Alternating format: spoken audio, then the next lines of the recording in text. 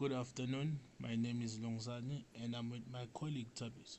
And today we are presenting the Parliamentary Intelligence Agent, which is an AI system that watches South African Parliament and tells journalists what matters. The problem is real.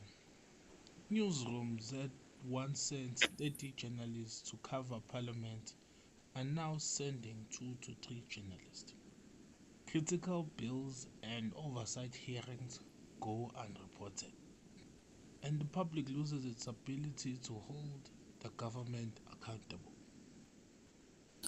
As a result, we built an always-on AI correspondent that surfaces newsworthy developments in real time, working directly with investigative journalist Athandiwe Saba to keep it grounded in real newsroom needs. Everything runs on 3 live streams from Parliament's API, 5,000 questions and replies, 576 committee meetings, and 119 active bills, all real data. Our analysis hit 100% ministry attribution, confirmed SCOPA as the busiest oversight committee, and every data gap has a documented fix. Those findings shaped the models. So our modeling has 3 tracks, all validated against the PCS framework. So track 1 is the NLP pipeline, which consists of the BART summarization, spaCy entity recognition, topic classification, and sentiment, which is basically turning messy reports into schemable briefs. So track 2 is the alerting engine, which consists of 8 newsworthy categories with MD5 hash-based change detection. And then lastly, the track 3 clusters topics and flags anomalies, like sudden procurement surges, which is a classical corruption. So in our validation, basically what we're trying to check is, does it really work? So the engine itself produces around 6.6 K alerts, but only 492 are high priority. That's the signal to noise ratio that makes it usable. To really ensure that it works, we also checked other metrics that form part of the PCS framework. For example, we found a summarization fidelity of 0.81. All 7 PCS checks passed with a mean score of 0.92, suggesting that it's verifiably sound. Let me show you live. So looking at the Parliamentary Intelligence Agent, this is our landing page. So what we can see here is a summary of the high-level numbers showing the high alerts, 229, 65 medium alerts, 99 committee meetings, 28 active bills, and over 3,000 Q&R records. You might be wondering why these numbers are different. Essentially, it's because the PIA system is pulling real life data. So at the time of the demo, these were the numbers.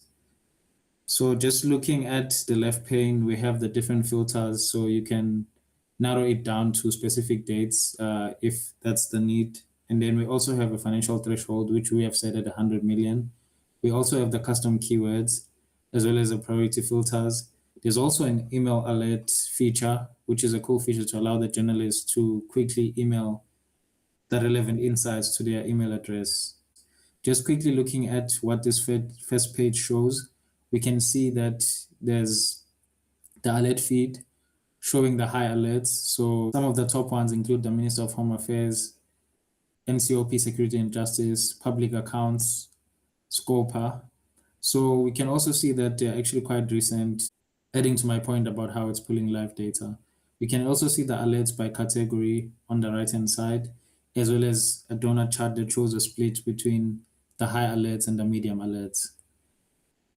Looking at the entity spotlight, we can see who and what is being discussed across committee meetings during this period.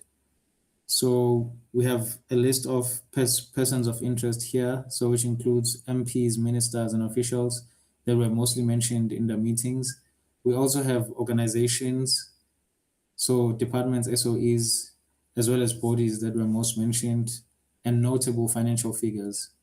At the bottom here, you can be able to drill through a specific individual and see which meetings they were involved in and which bills they are also involved in. Moving right along, we also have the journalist brief, which essentially allows the journalist to get a summary of what was happening in the different committee meetings in terms of what was discussed using this generate BART summary feature that we included. Another cool one that we have is the bills tracker, which shows the different bills that are currently being discussed in Parliament, as well as the different stages, which the journalist can then use to filter. Another cool tab is the story lead generator, which essentially allows a journalist to click on any of these alerts that were included and then just click on generate story lead. So this then uses DeepSeek or Claude to generate a story lead, showing a summary of the story, and then the follow-up questions, a notable key point, which is written as a red flag, as well as the sources so that the journalist is able to verify. Lastly, I'm going to cover the PCS dashboard, which essentially shows the checks that we were talking about in the validation step. So you can see that 7 out of 7 of the checks passed with a mean score of 0.97. So scrolling down, we have the different components that make up the PCS check, starting with predictability all the way through to stability. So basically, that's the whole idea. A shrinking newsroom giving back its eyes on Parliament. So everything that Thabiso demonstrating is running on live and real parliamentary data. So in short, we've delivered a working, validated end-to-end system that's already in the journalist's hands. Real data, a usable alert system with a PCS that has 7 out of 7 checks passed. And again, that's the Parliamentary Intelligence Agent. We thank you.